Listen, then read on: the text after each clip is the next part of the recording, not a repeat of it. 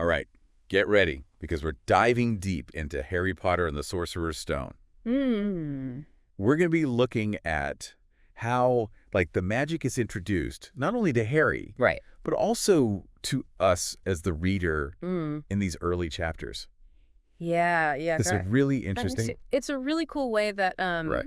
that J.K. Rowling sort of like brings us into this world. Yeah. It's subtle at first. Yeah. Like you get these little hints of like odd things happening, like Yeah. Mr. Dursley seeing people in strange clothes, Yeah. owls flying around in broad daylight. Right. It's all very peculiar, especially for somebody like Mr. Dursley, who's so obsessed with being normal. Yeah. And it almost feels like, the harder that the Dursleys try to clamp down on, Right. the ordinary, you'd be like, nope, this is a normal world. Right. The more that the magic kind of like Bubbles to the surface. bubbles up and like tries to get free. Exactly. Yeah, it's like they're trying to hold back this like volcano of magic, and it's just bubbling and bubbling. And then Hagrid comes in like an earthquake. Literally breaks down the door. He smashes down the door and he's like, "You're a wizard, Harry." Here's your letter. And you can just imagine the Dursleys are like, "Oh no." Their world is crumbling. Their world is absolutely crumbling. Yeah, and I mean, Hagrid's not subtle. No, not at all. Like turning Dudley into a pig, I mean, come on. That's a statement. I think at that point, Harry's like, all right, I guess this magic thing is real. Yeah, there's no denying it at that point. There's no denying it, right? But it's also, I mean, it's funny. Yeah. Like, you can't help but chuckle at the image of Dudley with a pig's tail. Oh, totally. But it also shows Hagrid's power. Right. He's this big, kind of bumbling guy, but he can do magic. But he's got a good heart. Yeah, he's got a huge heart. And I think Yeah. that's what's so endearing about him. Yeah. And then we get to Diagon Alley. Oh, Diagon. It's like sensory overload. It's incredible, isn't it? The best way. Yeah, you've got goblins. Yeah. You've got shops full of enchanted objects. Yeah, wands that choose wizards. Broomsticks, cauldrons, you name it. I just want to like grab a butterbeer and just wander around. I know, right? Soaking it all in. And the detail, the detail that J.K. Rowling puts into it. Yeah. Like the warnings on the doors of Gringotts. Yeah. The way Ollivander describes the wands. Yeah, it's just like you can tell that there's so much history and depth Absolutely. to this world. It's like every cobblestone has a story. And speaking of stories, that moment when Harry gets his wand Oh, yeah. and we find out it shares a core with Voldemort's wand. Chills. Yeah, right? Literal chills. It's like such a tiny little detail, Right. but it just like foreshadows this huge connection. It's massive. Yeah, between them. Like this destiny that's already in motion. It's crazy. And it really makes you wonder, like, Yeah. is Harry choosing this path or is the path choosing him? Is he in control or is there something else at play? Heavy stuff for a kid who just found out he's a wizard. I know, right? And then he goes to Hogwarts. Oh, Hogwarts. This amazing magical castle Searching. with moving staircases and talking portraits. Devoting candles. I mean, who wouldn't want to go to school there? Sign me up. Right. Absolutely. And then there's, of course, the sorting hat. The sorting hat, yes. Which is just, it's like the ultimate personality test. It really is. It's like this ancient, wise being that can see into your soul. Yeah. And it decides where you belong. Yeah. And I love how the sorting hat, it's not just like placing students. It's like, it's really looking at their potential. Yeah. And their inner selves and like weighing, okay, well, this person's got this and they've got that. Like with Harry, it sees his courage. Yeah. But it also senses this darkness. Oh, yeah. This potential for something else. And it's like from the very beginning. Yeah. We know that Harry's not just your typical Gryffindor. Right. There's more to him. Yeah, he's got this complexity to him. Absolutely. That we just get these little hints of. And then you've got the other characters as well. Like Yeah. Draco Malfoy. Oh, With his pure blood mania and his disdain for anyone who's not like him. Right. And then Snape. Snape. This brooding, mysterious figure. So mysterious. Whose motives are completely unclear. Yeah, and it just feels like from the start. Yeah. It's like Rowling is setting up this chessboard, Right. With all these players. Yeah, all these pieces in play. And we're not really sure where they're all going to end up. Exactly. We're just getting started. We're just getting started, right? Yeah. But it's so exciting. And then, of course, there's Quidditch.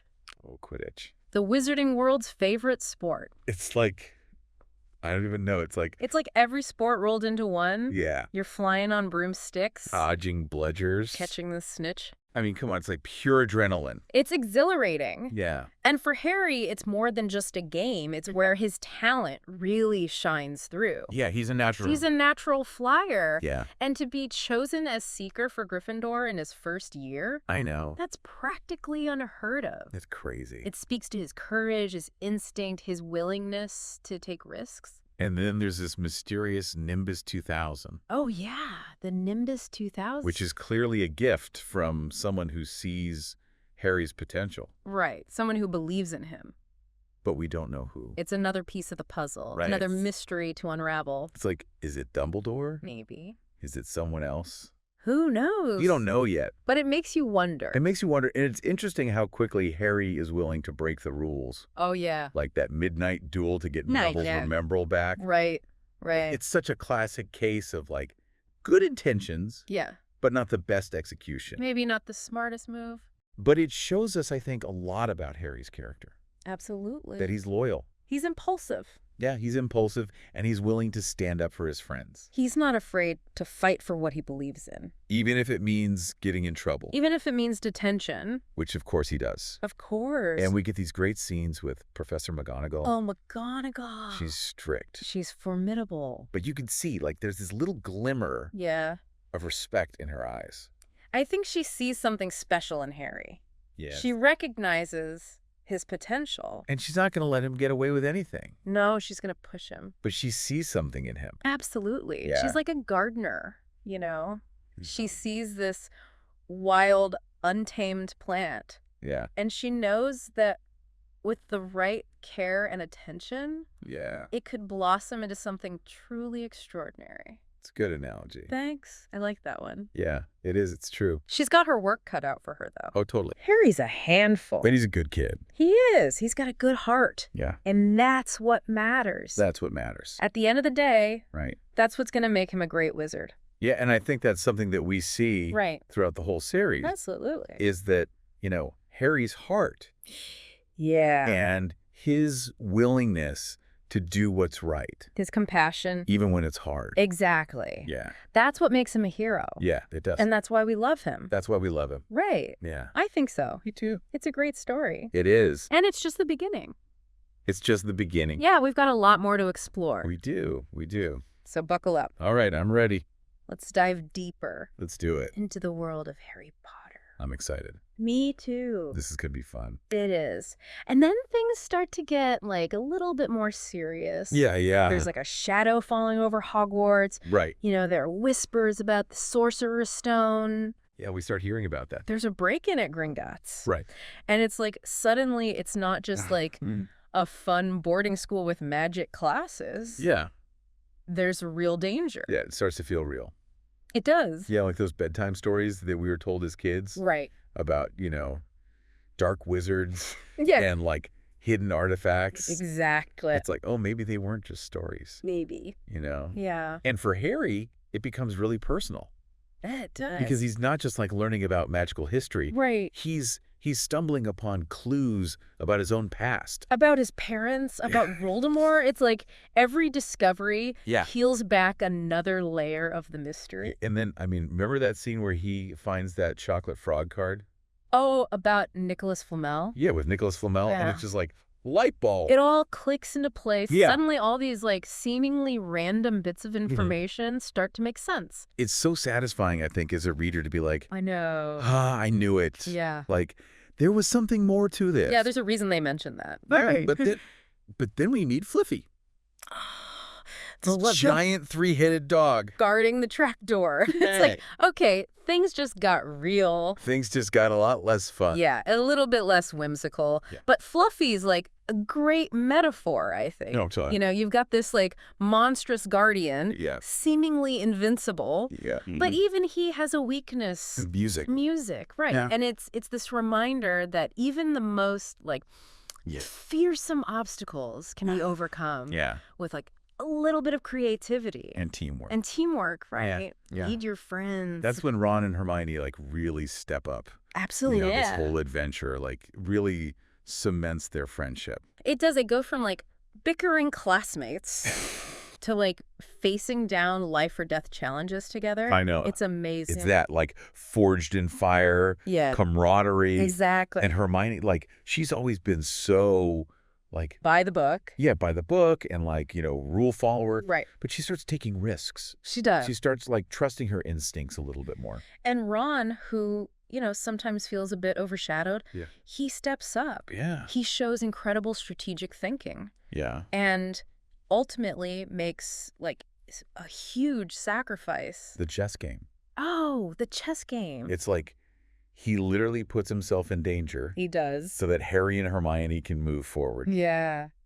And I think you realize at that point, it's not just a trio. It's like they're family. They're a family. And they each bring something like essential. Yeah, essential to the group. Hermione's got the brains. Yeah. Ron's got the strategy. Right. And Harry's got this like unique blend of courage and intuition. Yeah. He's not always the best student. Yeah. But he's got this knack for like being in the right place at the right time. Yeah. Making the right call. Even when it seems impossible. Even when it seems impossible. Yeah. It's amazing. I love that scene where he spots that like broken winged key. Oh, yeah. Amongst hundreds of other keys. Yeah. And it's like such a small detail. Right. But it like links back to his own brokenness. Yeah, like his past. Yeah. And his like sense of being different. Exactly. Is brilliant. It's that symbolism again. Yeah. Rowling doesn't waste a word. Everything has meaning. Everything has meaning, yeah. Even the like seemingly insignificant. Right, exactly. But okay, what about Snape? Oh, Snape. Like throughout this whole quest for the stone, he's just like lurking in the background. He's always there. Mainly trying to like sabotage Harry. Sabotage Harry at every turn. Yeah. I mean, the Jinx broomstick during the Quidditch match. Like, come on. That's just low, you know? Yeah, Snape is like the ultimate wild card in this book. Yeah. His animosity towards Harry is so obvious. Yeah. But we don't know why. We don't know why. Is it jealousy? Right. Is it some like misplaced sense of protectiveness? Yeah. Is it something darker? Right. We don't know. It keeps you guessing. It does. Yeah, like every time he shows up, you're like, what's he gonna do? What's he up to? Yeah. And then that twist. Oh, the twist. When we find out it's not Snape who's after the stone. It's Quirrell. It's Quirrell. It's Quirrell. I mean, who saw that coming? I know, right? This, like, stuttering, nervous professor. Yeah, so one everyone underestimates. Hiding Voldemort. On the back of his head. On the back of his head. It's brilliant. It's like it completely reframes everything. It does. That we thought we knew. It makes you realize that appearances can be deceiving. Oh, yeah. The quiet ones, the unassuming ones, they might just be harboring the most dangerous secrets. And then it all comes down to this, like, final showdown. Well, final battle. Harry, a first-year wizard. Yeah. Versus Voldemort. The most feared dark wizard of all time. I mean, what are the odds? He's like David and Goliath, but with magic. And you think it would be this? Yeah. Like epic duel. Spells flying. Wands clashing. Yeah. But it's not. It's something much deeper. Yeah. It's about choice. Oh. It's about sacrifice. It's about the power of love. Okay, I'm intrigued. Break it down. Yeah, break it down. So Voldemort, possessing Quirrell, needs Harry to get the stone from the mirror of Erased. Okay. But the mirror shows you your deepest desires, right? Yeah. And Harry, he sees his family, but he doesn't desire the stone itself. He doesn't want it. He doesn't want it for himself. And that's, like, huge. It is. Because it's like, he's passing this test that Voldemort could never understand. Yeah. Voldemort's driven by greed. Yeah. By this lust for power. Immortality. He can't comprehend selflessness. And in a way, that's like... his downfall, love becomes Harry's shield. Oh, wow. When Voldemort tries to touch him, he's literally burned, repelled by this force he can't control. It's powerful. It is. And I think it sets up this, like, recurring theme that we see in this series. Throughout the books. Of love as, like, the ultimate weapon. Against darkness. Yeah. Yeah, it's a theme that resonates with readers. Oh, totally. Because we all crave connection. We all want to belong. Yeah. And Rowling shows us that even in a world of magic and monsters, it's those human bonds, those acts of love and sacrifice that make us truly powerful. So Harry wins. He does. But it's not without cost. Right. I mean, he's physically and emotionally drained. He spends days in the hospital wing recovering. And Hagrid? Hagrid... He's devastating. He feels so guilty. That he accidentally, betrayed Dumbledore. By revealing Fluffy's weakness to Quirrell. It's a good reminder that even in victory... There are scars. Yeah, there's consequences. Yeah, there's fallout. But there's also, forgiveness and understanding. Yeah. Harry reassures Hagrid. He does. He shows him compassion. But Hagrid, in turn, gives Harry this precious gift. The photo album. The photo album of his parents. Oh, that scene gets me every time. Oh, you. It's like this glimpse. Into Harry's past. Yeah, into this life that he never knew. Yeah. And this connection to the people he lost. And it's a reminder that even in the face of darkness, love endures. It's like this bridge between two worlds, right? It is. The life that Harry never knew and the one that he's, discovering. Exactly. And it gives him something tangible, right? Yeah. A real connection to his parents. Yeah. To their love, their sacrifice. And it comes at, such a crucial moment. It does. When he's questioning everything. He's lost. He's confused. Yeah, who am I? Yeah. Where do I belong? And that photo album is like a lifeline. Yeah. And I think it sets the stage for, the rest of the series. The entire series. This battle with Voldemort. This fight for his parents' legacy. Yeah, it's like he's carrying their memory with him. He is, and their love is what's going to protect him. Yeah. In the end. It's almost like a classic hero's journey, right? It is. He starts as this ordinary boy, living this